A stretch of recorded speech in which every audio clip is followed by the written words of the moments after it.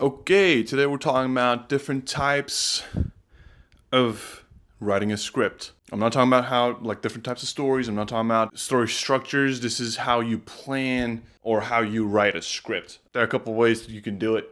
So I'm just going to go over them. If you want to write a script, if you're trying to get into that, these might help you just kind of have an understanding of what it might be like and some tips and tricks that might help you. I'll be touching up on like 4 different ways that you can write a script. Before you write a whole script, before you just start blindly, there are some things that you need to know.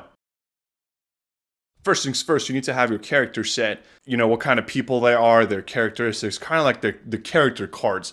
Now, this doesn't mean that you have to know them exactly. They have to be like polished characters. No, you just need to have an idea of, the name of the character, what they are, how many characters you kind of want there to be. So something else that you need to know before just starting to write a script is also your conflict and your theme. What exactly is the struggle and what kind of theme, what kind of message that you're trying to give out. And then the third thing that you absolutely need is what kind of story that you want to write. So the 7 types of story structure that you have: man versus monster, the quest, rebirth. There's 7 of them. I'll put them on the screen.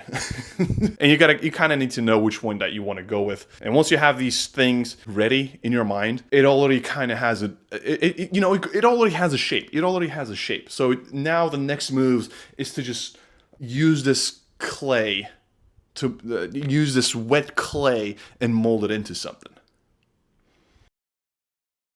So the first and easiest way that you can start writing a story is just write it. It's that easy. Literally, just start writing. Open Final Draft, Caltex, whatever software you're using. Just open it up and start writing. If you have just the slightest idea of the story and what it's like, and if you kind of have a structure to it, just start writing. As you write, you're gonna see that the characters that you already thought of now are becoming more like people. They're becoming more aware. As you write, they do actions and they respond. They act and react. Same thing with the story. Even if you don't exactly know where the story's gonna go, as the characters interact with each other or they interact with their environment, it kind of starts to take shape, and you start to see it. You really start to see it. One of the best things about just writing it is the fact that it happens very naturally. It may take some time. And that's the thing, you just start yapping, especially if you're a new writer. You will probably just start writing a lot of extra things that are not very needed. And that might be something that is not very wanted, especially for like short films. If you're trying to write a short film, you don't really want to yap around. You don't want to just say whatever, because Tarantino talks about some sort of sandwich and all that, you don't need to get into that whole thing when you're writing a short film. You just got to get to the point as quickly as possible. Same thing with the action. You just want to go in there. You just want to smooth sail in there. Probably the best way about just writing it is the fact that there are no limitations for you. You're just writing it, and as you write, any creativity that you have, you can just put it on there. It just happens. It's probably the most creative way to write a story because you will have a lot of freedom, even as you write it, because nothing is planned. So as you go, as your characters go, as your story progresses, you never know what's going to happen. But, I hear from a lot of people that they want to write something and they just keep talking about it. They want to write, but they just never start. And just like anything else, starting might be the hardest first step. If you just start writing as this plan, you already got one of the hardest things done. You actually started doing it. The thing with this style of writing, just writing it, just going in there, probably the biggest con for that is that you're going to have a lot of drafts. And, well, I already mentioned it by name, but Tarantino kind of writes it this way. He just kind of has a general idea of everything, and then he just writes it. I think in one of his podcasts or one of his interviews, he said that he only thinks about up until the midpoint of the movie, until the middle. Then he just writes it, and then whatever comes after the middle, it just happens. It just happens. He doesn't have any idea as well. There's someone else that said, like, if you, the author, does not know the ending, there's no way the audience knows it. Someone that mixes this more freeing way of writing with more of a planned structure is Greta Gerwig. What she does is that she starts writing and then she creates an outline for herself. In that same interview that she explains that, she says that outlining before doing anything is the fastest way to kill an idea. Number 2, have an outline. Wow. So naturally, this is a more planned approach to script writing. If you really want structures, if you want to see your movie before even writing it, you can absolutely do this. There are a lot of books that can help you with that. Most famously, Save the Cat. They have that outline, that formula. But I would say the best thing about this is the fact that you can actually see your movie without even writing it. You see every story beat. You see the characters that you already thought of. You know what kind of choices they're going to make and what those actions are going to cause later on. It'll be easier for you to see the whole bigger picture on it. It's easier to plan plot twists and whatnot. At the end of the day, this will give you a fully thought of story, but you're also kind of limited to those outlines, right? That's exactly what Greta said. You're kind of limited to those walls that you built to yourself. And when you try to bring in a fresh idea, then you kind of have to move things around. Once you add an extra gear into this watch, you have to move things around consecutively. Whoa, that's a crazy word to say. If you know me, that vocabulary is not, I don't even know if I said it correctly, but it's very consequential, I guess. Some of the things that can help you with this are drawing timelines. You just draw a big timeline and then you just, cut it into sequences, acts, scenes, whatever you want to do. And then you just kind of write down exactly what's going to happen. But something to keep in mind, if you really prefer the structured way of doing things, just know that whatever you make in this stage, however much you plan, the final version is going to be different. There will always be something less or something more from what you have. It's just what it is. As far as some of the examples go, one of the huge ones is Rian Johnson, the guy who wrote Knives Out. He openly says that he structures the whole thing. Someone else that does this is Michael Arndt. He is the writer for Little Miss Sunshine. He always writes his stuff in an outline. He does it in a way that he has his outline and then he puts everything on scenes. He literally writes every scene that he has in his mind and then he sees the rhythm of the story. So he knows exactly when the characters are going to be where. And one of the biggest advantages with this is that once you have everything outlined and set up, you can see the whole movie from further back. So you can, if you want to change stuff, if you want to move stuff around, it's going to be an easier way to do it. Someone else who does this is Vince Gilligan. He wrote Breaking Bad and now Pluribus. He likes everything to be outlined, but he does it in a way that he does it with index cards, which we're going to get into. I think that is not the next one. It's going to be the after one. All right, the third way that you can do this is writing pages like a synopsis. So instead of writing a whole page with the dialogue, the action, the reactions, instead of doing all that, you just write the actions. You just write what happens as like a story beat. Darren goes out the door. Darren goes to his car. Darren starts his car. Darren drives to Target, yada, yada, yada, right? So you only write all of those things.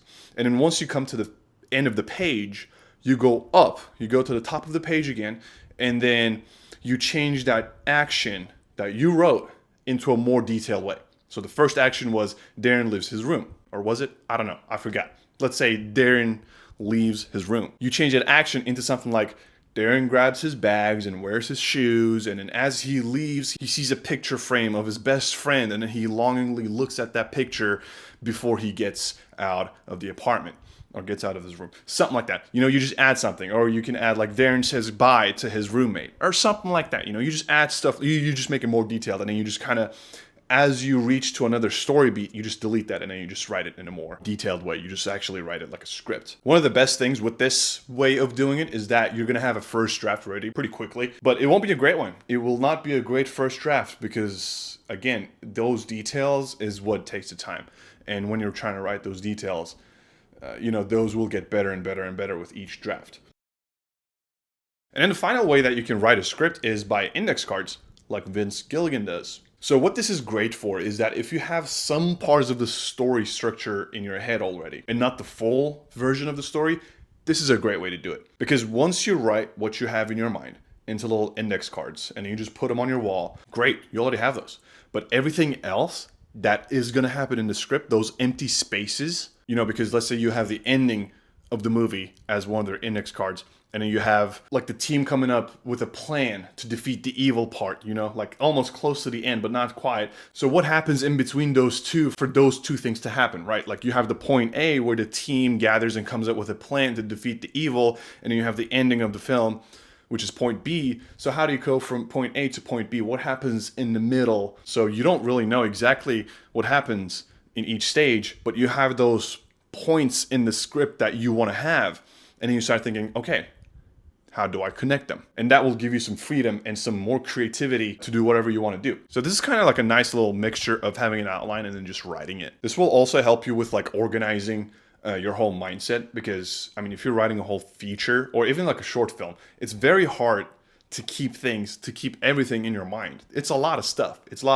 So once you start writing those things on your little index cards, little cutesy in different colors, and you start putting them around, everything will be more organized. Just like an outline, you can kind of see the bigger picture of it all, and then you kind of see where, you know, help is needed. And then with your own creativity and that freedom that you have, you kind of just fill in the blanks and try to create that bigger picture, basically.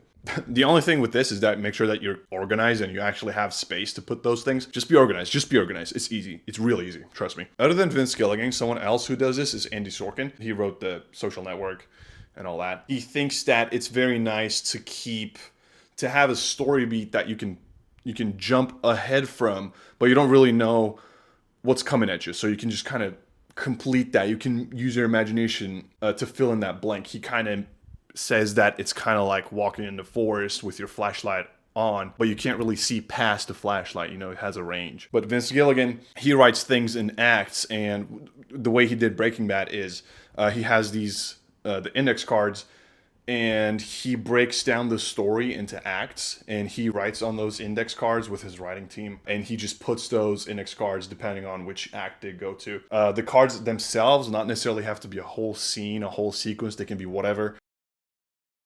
But, you know, at the end of the day, there isn't a one true way to do this. Whatever you decide to do is probably the best way for your own story. These are just things to help you be more organized, to see what's available, things that you can do. You know, because we're in a creative industry, you don't want to limit yourself, but you also want to be planned, so there's like a little gray area that you need to fit yourself in. And I think some of these ways are very nice to reach that. I would say the one common thing with all of these stuff, and I feel like even if you're using a way that does not include these, one of the common things that I feel like every types of writing a script things have is the fact that you can never see the final project on your first try. Just plan it ahead, or you just write it and it's the perfect version of it. It's very hard to do that. If you prefer to do it, sure, it's your project, you can do it. But hardly that's the case. But also, a lot of these ways teach us that, you know, there isn't a certain formula to do these things. Most of these directors and the writers that I mentioned, some of them may follow some of the formulas, but also some of them don't. Just because your script does follow a formula or doesn't follow a formula, that's not really what makes a script great. One thing that, you know, following a formula does is that it kills the individuality. That's a crazy word for me as well, by the way, just so you know. And originality from your script. Because let's say you have this crazy great idea, but you're obsessed with following the rules because you want to do it the right way. Then maybe if you were to follow what you thought was going to be great, but just because you decide to, you know, use the safest route, use a formula, you know, use to save the cat, then it kind of becomes decent. It kind of becomes okay. But yeah, these are the ways that you can start writing a script. Make sure that you write a good script, though. Because don't just come at me after you write a script and you're like, okay, this did not work. Don't come at me like that. These are just the ways that will help you make it easy on you. This is fun. Don't make this very torturous for yourself. It's not torture. This is great. We chose this. You know, if you're writing a script or if you're planning to write a script, best of luck. If you want to share that with me, if you want to talk about your projects, let me know in the comments. Why not? I would love to hear some ideas, some of the future projects that y'all are writing. Why the hell not? And yeah, make sure to hit that like button. No. But I'll see y'all on the next one. Yak Shamlash.